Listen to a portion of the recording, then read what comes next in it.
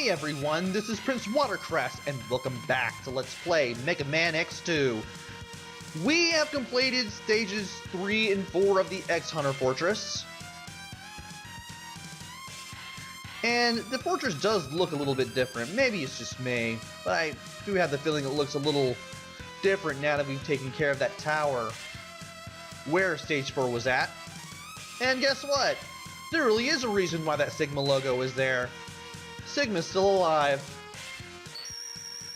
I mean, we've been seeing it all game.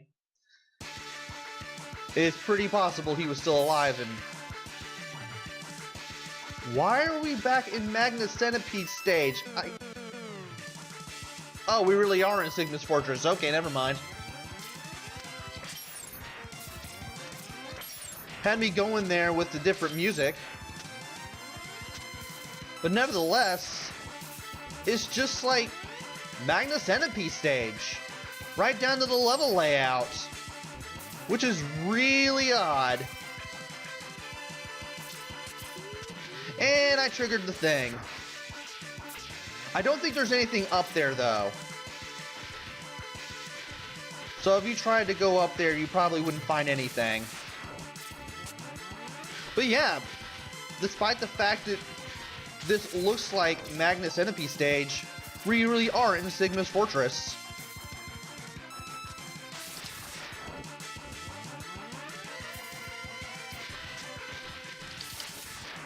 Right down to where we have to move in order to not get killed, the blocks we have to destroy. This really is a fitting image of the Magnus Centipede stage. Whoa. Of course, when we go in here, you have Sigma and a black Zero. Don't know why he has another version of Zero on him, but okay.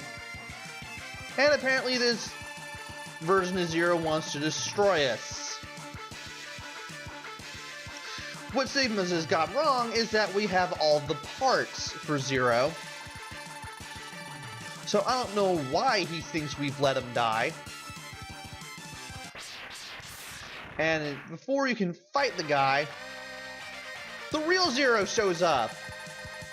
He has a sword now for some reason. I'm glad he has the sword. Makes him a whole lot cooler.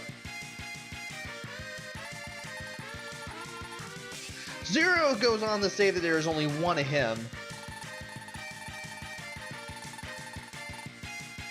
And then Sigma mentions that Zero was destined to follow him.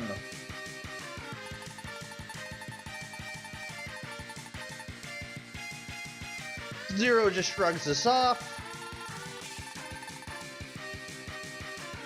And Sigma decides it's time for war.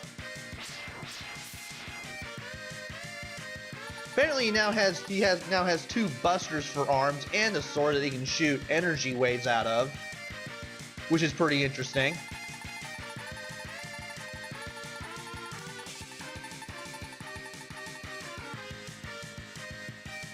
For now, we gotta go after Sigma somehow.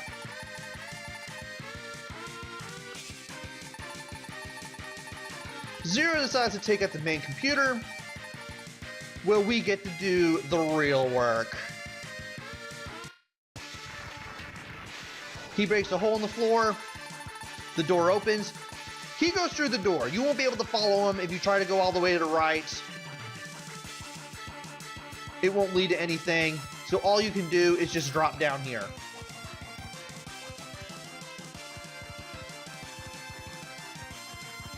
And eventually, the background will grow dark. And you'll be in this room where there is no entrance or exits.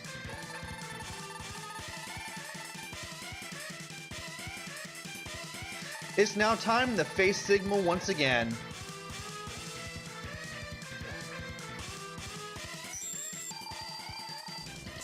So not only does he have his first of two forms, but he also decides to do his best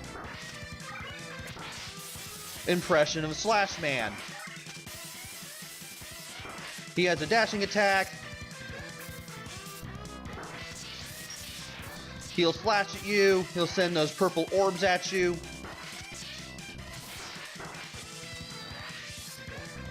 He'll do this dash attack, and I'm having a horrible time because I haven't fought him in a while. And he's invincible when he does that.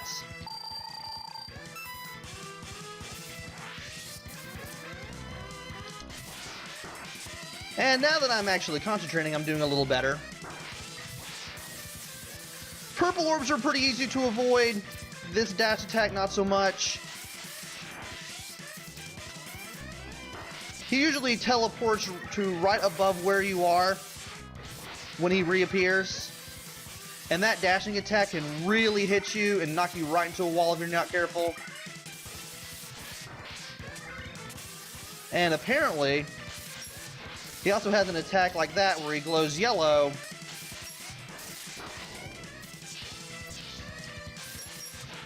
And you know what? I'm just going to go ahead and use another sub take just so I don't die.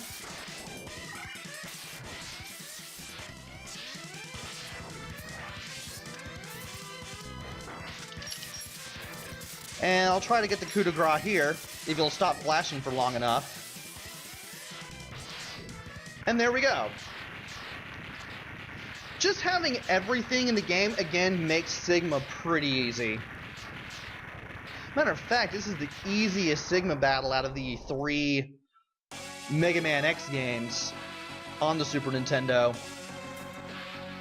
And now that you've beaten his first form, he goes to a second form where he becomes a wireframe head. And the only way to hit him is with Strike Chain. He'll send out enemies. He'll try to destroy you with this laser. All of his attacks are pretty weak.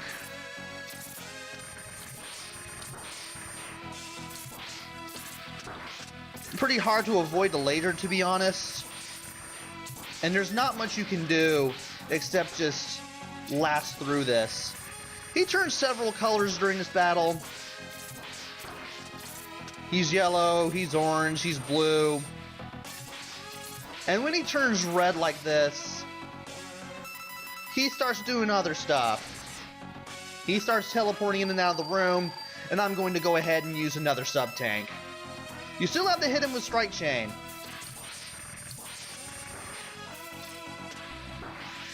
And you definitely don't want him to be on top of you. Because if he does, that happens. Now, if he envelops you, just keep hitting him with the Strike Chain.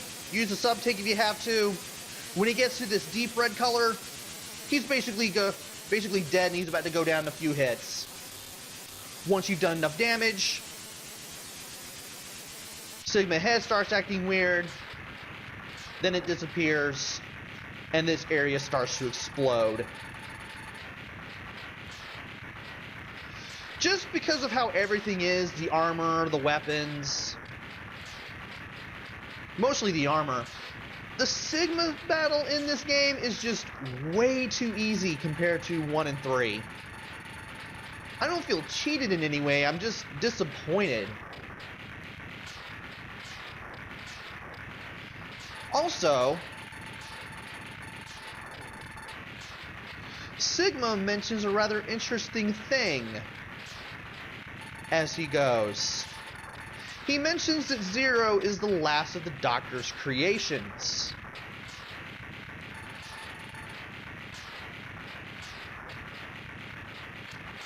This foreshadows something that is mentioned later on in the series.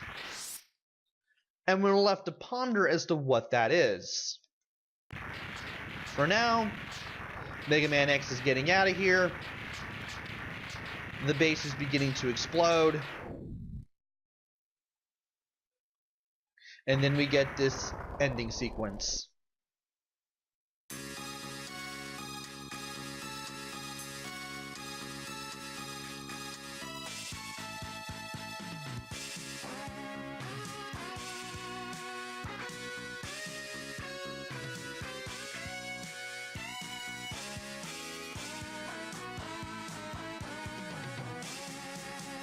Zero is there on the cliff.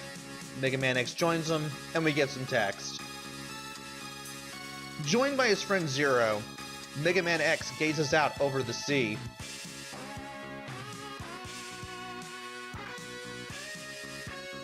Sigma has once again been destroyed, but X wonders if the fighting will truly end.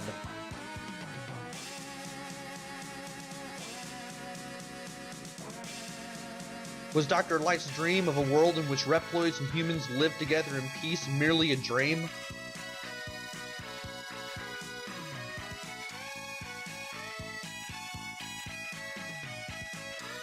The price of peace is often high, X thinks to himself.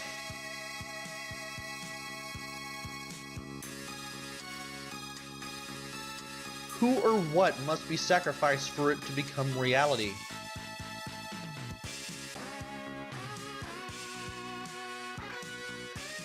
And when the time comes, will he be able to do it?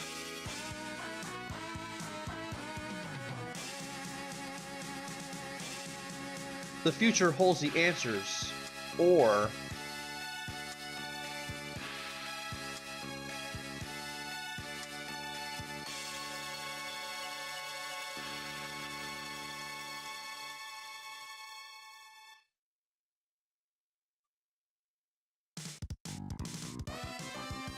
And there we have it! That is the end! Well, not exactly the end of Mega Man X2. I'm still gonna do another video where we get to see what happens if we don't get all of the Zero parts. For now, though, we get to see X on a bike where the Overdrive Ostrich stage takes place. I really love the parallax scrolling in the background there, by the way, of all those sand dunes. And we're seeing those highway lights that we saw at the intro stage of Mega Man X1, or something that looks a lot like them. So how does this game stack up in the Mega Man X series? It's a pretty solid sequel for the most part. I know fighting the X hunters really early on, especially when you don't have a lot of stuff, and just trying to fight them off, period, it can be pretty hard. So my advice is, if you're going to fight them, don't do what I did. Instead, try to get everything first. Don't fight any of the Mavericks right away. Just look for stuff first, and then try to fight them off. Otherwise, you're going to have a handful of trouble like I did. But other than that, they're pretty good battles. I also heavily suggest having the armor in case you do fight them. That way, you don't get a repeat performance of what I did. So the challenge is pretty good. My only gripe with the game is that Sigma is way too easy compared to X1 and X3, which I have already played. Again, I don't feel cheated, I just feel disappointed because I felt that Sigma could have put up much more of a fight.